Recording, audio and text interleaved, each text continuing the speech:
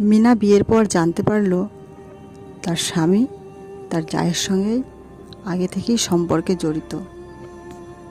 সেই বিষয়ে শ্বশুর শাশুড়িকে জানায়। সবার প্রতিক্রিয়া, কোনো প্রমাণ আছে? মিনা মুখ বুজে ক্ষমা চেয়ে সহ্য করে নিল।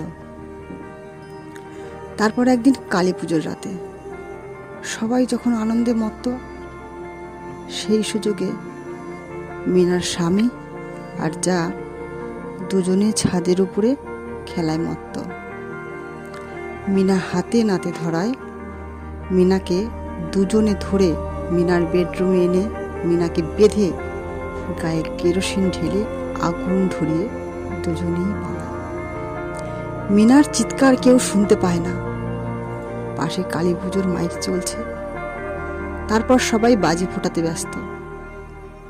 তবে পাশের বাড়ির একটা ছোট্ট বাচ্চা, সে কোনোভাবে চিৎকার শুনে দেখে ফেলে এবং আগুন আগুন বলে চেঁচায়।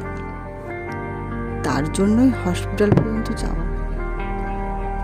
মিনার বোন যখন হসপিটালে পৌঁছায় তখন মিনা সব ঘটনা বলে মারা যায়। মিনার স্বামী আর যা পলাতক।